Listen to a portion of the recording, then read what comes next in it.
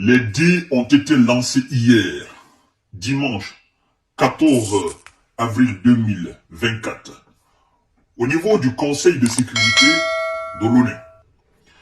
Et ça a été une question d'alliés. Les alliés de l'Israël, les alliés de l'Iran. La Russie a tranché et a remis à sa place le secrétaire général de l'ONU, Antonio Guterres. Vous savez, cette fois-ci, ils se sont attaqués à un gros morceau. Quand je dis ils, vous comprenez ce dont je parle. Et quand vous vous attaquez à un gros morceau, vous devez pouvoir assumer toutes les conséquences. Et vous devez pouvoir tirer toutes les leçons. Parce que je ne vais pas jouer à la langue du bois. Vous savez qu'en toute sincérité, on nous annonce que l'Israël n'a pas informé Washington de son intention d'attaquer le consulat de l'Iran en Syrie. Je m'inscris en faux. Mes raisons sont très simples et vous êtes très intelligent pour comprendre.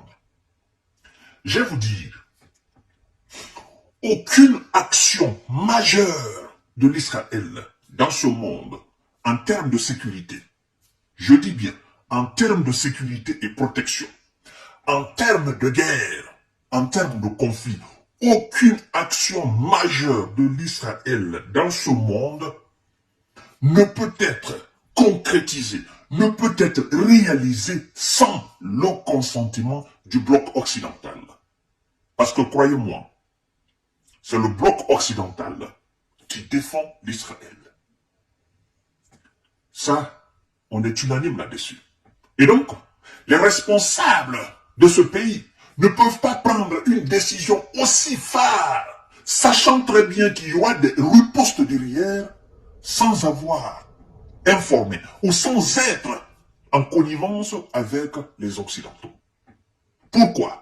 Les Occidentaux se sont aussitôt précipités, selon eux, à intercepter certains projectiles, engins volants, sans pilote de l'Iran. La raison, elle est belle, elle est très simple. Nous avons commis l'acte ensemble. Parce que, selon eux, ils défendent leur intérêt en Syrie. Et nous allons défendre ensemble. Ce qui revient à nous dire tout simplement que c'est l'Occident qui est derrière. Et que sans l'Occident, en réalité, ce pays ne peut pas tenir face à l'Iran. Ne peut pas se tenir tête à l'Iran. C'est ce que ça veut dire. Parce que, comme disent les Occidentaux, nous avons intercepté. Supposons que les Occidentaux n'avaient pas intercepté, comme ils disent, nous avons intercepté. S'ils n'avaient pas intercepté, tout ce qui venait de l'Iran, naturellement, tout ce qu'eux, ils ont intercepté, allait toucher le sol israélien. C'est ça. C'est ce qu'ils veulent nous dire. Parce que nous avons entendu des Français, oh non, nous avons intercepté à la demande de la Jordanie. Les Britanniques, nous avons intercepté. Les Allemands, nous avons intercepté. Les États-Unis, nous avons intercepté. Donc, tous ces gens réunis face à l'Iran, aux projectiles de l'Iran.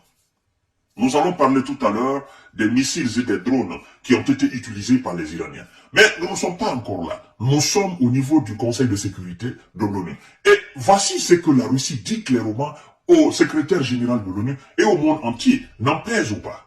Écoutez bien, chères dames, chers messieurs, chères demoiselles, partagez la vidéo dans tous les groupes possibles, abonnez-vous sur cette page. Nous sommes pour la vérité. Nous n'avons pas de camp, nous.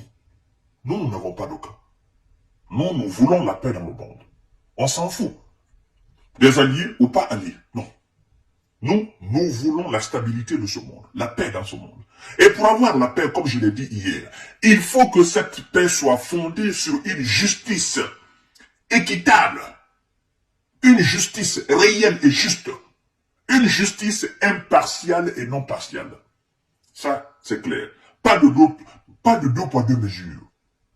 Juste un poids et une mesure. Point barre. L'Iran a riposté en raison de l'inaction de l'ONU face à l'attaque israélienne contre son consulat général à Damas, a lancé dimanche le représentant permanent russe auprès de l'ONU lors d'un conseil de sécurité convoqué après l'attaque, n'est-ce pas, du l'Iran contre l'Israël. Alors, chères dames, chers messieurs, chères demoiselles, le représentant continue. Le représentant de la Russie continue. Le représentant alors de Vladimir Poutine continue. Les déclarations clés, écoutez bien, du représentant permanent russe auprès de l'ONU. Il dit ceci, je cite, « La Russie appelle les partis impliqués à faire preuve de retenue. » Premièrement. Deuxièmement, il dit ceci, « La Russie appelle Israël à abandonner ses actions militaires au Proche-Orient. » Très important pour la paix. Troisièmement, il dit, l'Iran a riposté en raison de l'inaction de l'ONU face à l'attaque israélienne contre son consulat général à Damas. Ça, c'est la partie la plus importante de la déclaration. L'Iran a riposté face à l'inaction de l'ONU contre l'attaque de l'Israël, du consulat de l'Iran à Damas. Je l'ai évoqué hier dans mon émission. Qu'est-ce que l'ONU devait faire une fois qu'elle a appris, à partir du moment qu'elle a été mise au courant de la destruction de ce consulat? Qu'est-ce que l'ONU a fait? Quelle disposition, quelle décision l'ONU a prise? Absolument rien. C'est pourquoi la Russie dit l'inaction de l'ONU. L'inaction de l'ONU. Et laissez-moi vous dire, en toute sincérité, l'Iran, la riposte de l'Iran, elle n'est pas isolée. La riposte de l'Iran, elle n'est pas isolée. Et l'Iran n'a pas été isolé dans sa riposte. J'en suis sûr que les alliés ont été consultés. J'en suis sûr que les alliés aussi ont donné leur approbation, ils ont donné leur accord. J'en suis sûr. Parce que l'Iran aujourd'hui ne peut pas faire une action majeure militaire sans avoir consulté ses alliés, la Russie, la Corée du Nord, n'est-ce pas, la Chine, le Brésil, l'Afrique du Sud, voilà ces pays, n'est-ce pas, du BRICS. Ça c'est clair. Parce que nous sommes dans une question d'alliés entre eux. Avant qu'un allié ne fasse quelque chose, il doit consulter forcément ses alliés. Pour qu'il y ait une étude de faisabilité, afin de pouvoir assumer les conséquences après. Mais j'en suis aussi sûr que si cette attaque contre le consulat de l'Iran n'avait pas lieu, l'Iran n'aurait jamais attaqué l'Israël. Ça, j'en suis sûr. Ça, j'en suis sûr. Ça fait longtemps qu'ils sont dans cette forme de tension hybride, dans cette forme de guerre par procuration entre eux là-bas. Mais une action aussi majeure, si l'Israël n'avait pas commis cet acte, je ne suis pas sûr que l'Iran allait attaquer. Oui, parce que ce serait une guerre ouverte. Mais qu'est-ce qui retient aujourd'hui les Occidentaux? En grande partie, parce qu'ils savent que réellement, ils n'ont pas raison. Mais ils ne peuvent pas l'admettre, parce qu'ils veulent être le plus grand peuple du monde. Ils ne veulent pas l'admettre qu'ils ont commis une erreur monumentale. Et que si demain, il y a réellement montée grave, négative de tension, ils seront pris en grande partie responsables de ce qui, alors, va se passer. Parce que eux-mêmes n'ont absolument rien fait contre cette attaque-là. Ils n'ont pas condamné. C'est-à-dire, ils ont déclaré son tué là-dessus. C'est ça aussi la malhonnêteté intellectuelle du côté occidental. C'est ça.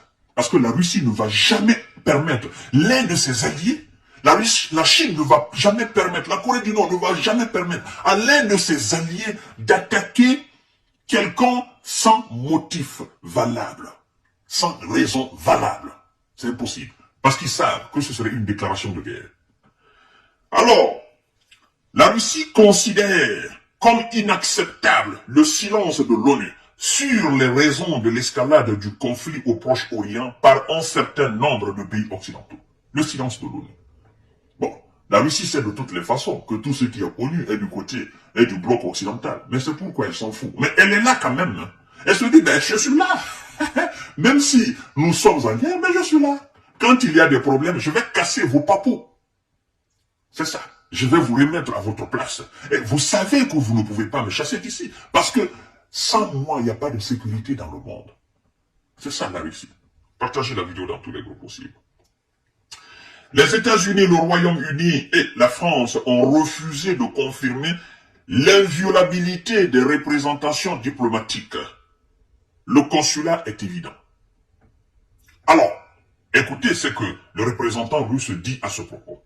Il dit, je cite, « Comme l'a souligné Vassili Nebenzia, si les missions occidentales étaient attaquées, l'Occident n'aurait pas hésité à prendre des mesures de représailles et à prouver, n'est-ce pas, sa justesse à l'ONU. Le corps des gardiens de la révolution islamique iranienne a annoncé dans la nuit du 13 au 14 avril avoir frappé le territoire d'Israël en réponse au raid aérien israélien du 1er avril contre le consulat général iranien à Damas. Alors, mesdames et messieurs, l'avant-dernier paragraphe est très juste. C'est-à-dire, vous savez, nous sommes tous des intelligents. Si le consulat d'un pays occidental avait été attaqué par l'Iran, ou par la Russie, ou par la Chine, ou par la Corée du Nord, ou par simplement un allié de la Russie, l'Occident n'hésiterait jamais à riposter. Si la représentation diplomatique d'un pays de l'OTAN est attaquée quelque part, ce serait une déclaration de guerre. Et automatiquement, le Conseil de sécurité de l'ONU serait saisi par le pays en question, afin d'approuver ce qui doit être fait contre le pays qui est attaqué. C'est ça. On vous ramène la balle. On vous dit, ben, si c'était vous, qu'est-ce que vous alliez faire? Mesdames et messieurs, la multipolarité du monde fait très très mal aux Occidentaux. C'est-à-dire ce contrepoids. Vous savez, eux, ils parlent de rapport de force en Ukraine. Mais en réalité, il y a un véritable rapport de force aujourd'hui qui fait face à eux. Et ils ont du mal à digérer cela. Ce rapport de force, ça c'est le bloc BRICS. C'est ce qui fait énormément mal. Et ils voient qu'il y a tellement de moyens dans ce rapport de force qu'ils ne peuvent pas s'hasarder à s'attaquer à eux. Et je crois que ça va continuer comme ça.